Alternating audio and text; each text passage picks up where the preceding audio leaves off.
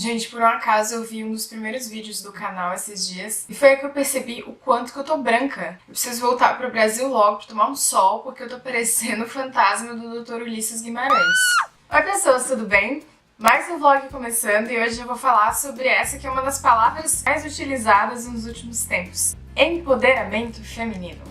Segundo o Google, empoderamento feminino é o ato de conceder o poder de participação social às mulheres, garantindo que possam estar cientes sobre a luta pelos seus direitos, como a total igualdade entre os gêneros, por exemplo. Também conhecido como empoderamento das mulheres, esta ação consiste no posicionamento das mulheres em todos os campos sociais, políticos e econômicos. Bom, o empoderamento feminino é um termo que já era bastante utilizado dentro do meio feminista, dentro dos debates, dentro dos coletivos, e de uns tempos pra cá ele começou a se infiltrar no restante da sociedade, começou a ser utilizado em outros contextos, bastante na mídia e também na publicidade. Geralmente para descrever mulheres que são donas de si e que de alguma forma estão exercitando a sua autonomia, elas são chamadas de empoderadas. E assim, como vocês já sabem, o feminismo é um movimento muito amplo e o conceito de empoderamento feminino também é super amplo. Particularmente, eu não tenho nada contra o conceito de empoderamento, tá? Inclusive, eu acho que ele é essencial, tanto no âmbito social quanto a nível individual também. Porque você fazer leis que garantam ou que visam primeiramente o direito feminino, como por exemplo o sufrágio, né, o direito ao voto, mas também ou a lei de licença maternidade, ou a discussão da legalização do aborto, tudo isso é uma maneira de empoderar a mulher no nível político, né,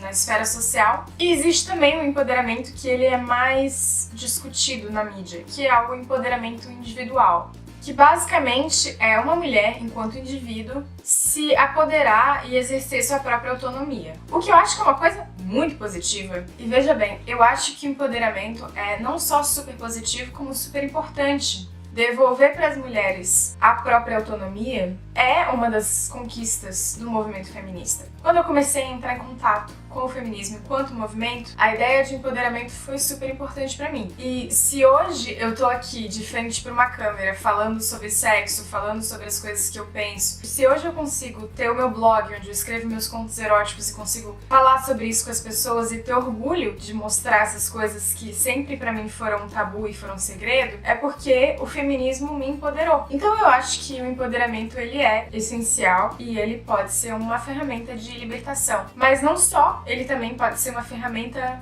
de conquistas sociais. Bom, então por que o vídeo tem esse nome, né? A armadilha do empoderamento feminino. Clickbait? Não. Porque o negócio é o seguinte, eu tô vendo que esse conceito anda sendo muito deturpado e usado para fins contrários ao que ele deveria ser usado em primeiro lugar, né? Primeiro, a questão do empoderamento na mídia e na publicidade. Eu acho que é um pouquinho perigoso a publicidade, por exemplo, se apropriar de conceitos que servem à justiça social para vender coisas. Porque uma coisa é fato, ativismo vende. E as marcas já perceberam que o ativismo vende muito mais do que as estratégias que eles costumavam usar para vender as coisas. Então se a Skol, por exemplo, não usa mais mulher pelada nas suas propagandas e faz propagandas com temas LGBT, não é porque eles são bonzinhos, mas porque eles já perceberam que isso vende mais. E daí a discussão é um pouco mais profunda, porque aí você pode discutir, bom, tudo bem, mas para um jovem gay que tá vendo essa propaganda, de qualquer forma, normatizar isso na mídia é importante, de qualquer forma ter esse debate é importante, e ok, tudo bem, eu acho que essa é uma outra discussão. Mas eu acho o seguinte, eu vejo o conceito de mulher empoderada muito presente na mídia. E por mais que eu acho que isso seja uma coisa positiva, tem duas coisinhas que me preocupam. Primeiro, porque eu vejo uma certa reciclagem de um estereótipo que é bem cansado na mídia, que eu até pretendo fazer um vídeo sobre, que é o estereótipo da mulher que dá conta de tudo sempre e que é tipo meio que uma super mulher. Segundo, que geralmente o empoderamento que aparece na mídia, ele destaca uma mulher do restante e essa mulher é meio que um ícone.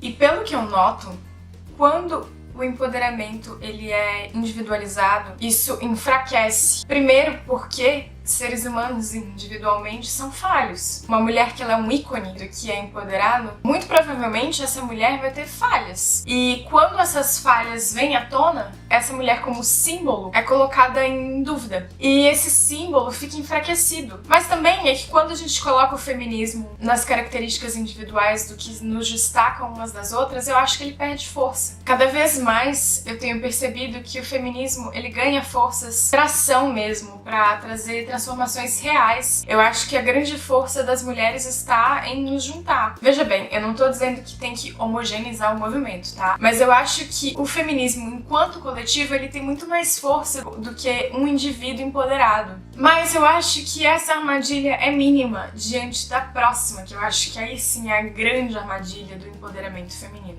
É o seguinte, a gente fala muito de empoderar as mulheres em diversos setores das vidas delas. Sexualmente, profissionalmente, socialmente, nas relações amorosas, tudo isso. Para que a gente consiga viver a nossa autonomia, para que a gente consiga enfrentar o patriarcado, para que a gente consiga enfrentar o machismo, o preconceito, a opressão, a injustiça. Apesar disso ser uma coisa boa, o empoderamento às vezes serve como ferramenta de cobrança para a mulher.